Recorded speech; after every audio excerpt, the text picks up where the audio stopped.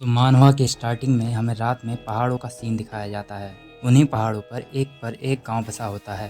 फिर हमें एक घर दिखाया जाता है जिसके दरवाजे पर एक पॉइजन से अफेक्टेड आदमी आता है जो कहता है, मुझे नहीं पता कि मैं तुम्हें ये कैसे बताऊं। इतना कहकर वह दरवाजे पे ही अपना दम तोड़ देता है। तभी उसके पास से हमें रेड सेंटीपीड्स निकलते हुए दिखाए जाते हैं। फिर हम गांव की हालत देखते हैं जहाँ पर पूरे इन्वायरमेंट में पॉइजन फैला हुआ होता है। इसके बाद सीन शिफ्ट होता है एक माँ और बच्चे के ऊपर, जहाँ बच्चा खांसते हुए अपनी माँ से कहता है, यहाँ कुछ अजीब सी महक आ रही है। ये कहते हुए वो अपनी माँ को बुला रहा होता है। तभी वो बच्चा देखता है कि उसकी माँ भी पॉइजन से अफेक्टेड हो गई है। ये देखकर जे कैंग, हाँ यानी वो छोटा सा बच्चा जिसका नाम जेक, यह देखकर जे कैंग डर जाता है और जोर जोर से अपनी माँ को जगाने लगता है और अपने बेड से नीचे गिर जाता है। तभी जे कैंग देखता है कि उसके माँ को तो रेड सेंटीपीड्स ने काट लिया है। तभी कुछ सेंटीपीड्स जे कैंग को भी काटने के लिए उसके पास जाने लगते हैं और एक रेड सेंटीपीड उसके पास पहुंचकर उसे काट लेता है और जे कैंग को बहुत दर्द होता है, जिससे अपनी मदद के लिए अपनी माँ को बुलाने लगता है। पर अपनी माँ की ऐसी हालत को देखकर उसे गुस्सा आ जाता है और जे कैंग उन रेड सेंटीपीड्स को अपने दांतों से काट कर मार डालता है। इसके बाद बेहोशी की हालत में कहता है, मेरी माँ को बचाओ। इतने में उसके ग्रैंडपा वहाँ आ जाते हैं और जे कैंग को अपनी गोद में लेकर उसे उठाने लगते हैं। फिर कहते हैं, अपना मुंह खोलो जे कैंग। उसके बाद उसे एक हीलिंग फायर पिल खिलाते हैं और कहते हैं, जे कैंग इसे खाओ, तुम्हारे बॉडी का सारा पॉइजन एक्सपेल हो जाएगा। इतने में एक और आदमी वहाँ एंट्री मारता है जिसका नाम मैंग्यो रहता है और वो हंसते हुए कहता है कि ये कितने शर्म की बात है कि एक प्रीसियस हीलिंग फायर पिल को एक यूजलेस बॉय पर वेस्ट होते हुए देखना पड़ रहा है। यह बेहतर होता अगर तुम मेरे शब्दों को जल्द ही ध्यान में रखते। अब तुम आगे क्या करने वाले हो?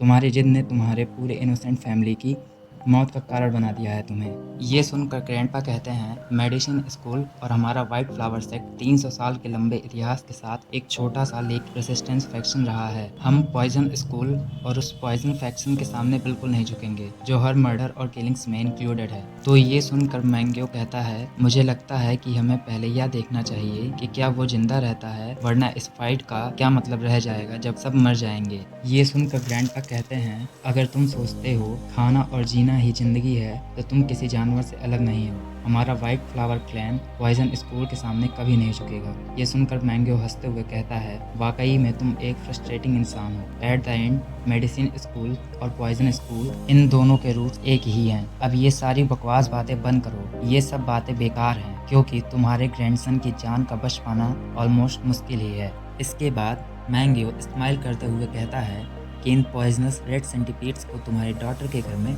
मैंने ही रखवाया था। ये सब सुनकर ग्रैंडपा बहुत गुस्सा हो जाते हैं और सोचते हैं कि इस पूरी दुनिया की सभी चीज़ों में रेड सेंटीपीड्स सबसे ज़्यादा पॉइजनस होते हैं। तभी मैंगो कहता है, तो फिर अगर तुम समझ गए हो तो अब बाहर आओ। ये सुनकर ग्रैंडपा जे कैंग को लेकर घर के बाहर आ जाते हैं। तब मैंगो ग्रैंडपा से पूछता है, क्या तुम्हारे पास कोई आखिरी शब्द हैं? तभी ग्रैंडपा जोर से चिल्लाते हुए कहते हैं, जे कैंग क्या तुम उठोगे? तो ये सब देखकर मैंग्यो हंसते हुए कहता है, क्या तुम इस ब्रैड को जगाने की कोशिश कर रहे हो? काफ़ी चौंकाने वाली बात है कि रेड सेंटीपीड्स के काटने के बावजूद ये लड़ रहा है। ये सब सुनकर जे कैंग मैंग्यो के पैर के पास जाता है, जिसे देखकर मैंग्यो कहता है, देखो इस ब्रैड को किस तरह मरने से पहले इधर उधर छटपटा रहा है और मैं देख रहा हूँ कि जीवन के प्रति तुम्हारा प्यार तुम्हारे ग्रैंडफादर से भी ज़्यादा है। लेकिन माफ़ करना बच्चे, मेरे पास रेड सेंटीपीड के पॉइजन का एंटीडोट नहीं है और वैसे तुम्हारे लिए बहुत देर हो चुकी है। तभी जे कैंग रेड सेंटीपीड के सेल से मैंग्यो के पैर के ऊपर अटैक कर देता है। ये देखकर मैंग्यो शॉक्ड हो जाता है। फिर गुस्से में जे कैंग के बैक पे एक पाम अटैक करता है, लेकिन ये अटैक ग्रैंडपा अपने ऊपर ले लेते हैं। तभी मैंग्यो के सभी चमचे उससे कहते हैं, कैप्टन आप ठीक तो हैं ना? पर मैंग्यो उन सबकी बातों पर ध्यान न देते हुए अपने पैर में फैल रहे पॉइजन को देखते हुए कहता है, डैम इट, इस पॉइजन का तो कोई एंटीडोट भी नहीं है। तुरंत चिल्लाते हुए वो अपने चमचों से कहता है, जल्दी से अपने स्वॉर्ड से मेरे पैर को काट दो। ये सुनकर उसका चमचा शॉक हो जाता है और कहता है, कैप्टन आप ठीक तो हैं ना? तो मैंगो गुस्सा होते हुए कहता है, अरे बेवकूफ़, इसे जल्दी करो। तो उसका चमचा तुरंत उसका पैर काट देता है, जिसकी वजह से मैंगो को अपने पैर में बहुत तेज़ दर्द होता है और किसी पागल हाथी की तरह चिल्लाने लगता है। तभी उसका चमचा कहता है, कैप्टन वो दोनों तो भाग गए। ये सुनकर मैंगो अपने आप को कंट्रोल करते हुए कहता है, पकड़ो उन्हें, तुम लोग क्या कर रहे थे? उनके पीछे जाओ, उन्हें भागने मत दो। फिर सीन शिफ्ट होता है और हमें एक केव का सीन दिखाया जाता है जहाँ से हंसने और खांसने की आवाज़ आ रही होती है।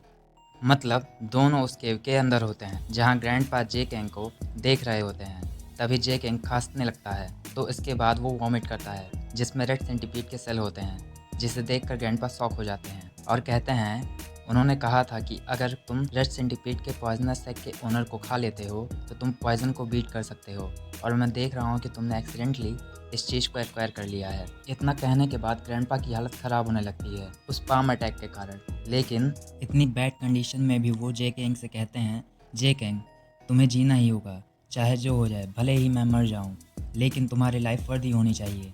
फिर सीन शिफ्ट होता है जहाँ एक आदमी हाथ में मसाल लिए होता है और कहता है, कैप्टन हमने उन्हें ढूंढ लिया। तभी वो सभी लोग वहाँ उस केव में पहुँच जाते हैं और उनमें से एक चमचा जे कैंग को उसके बालों से पकड़कर उठा लेता है और कहता है, ये बूढ़ा तो मर गया लेकिन ये बच्चा अभी भी सांस ले रहा है। फिर मैंगो की इस डरावनी स्माइल के साथ ये चैप्टर यहीं पे एंड होता है। मिलते हैं आपसे अगले एपिसोड में।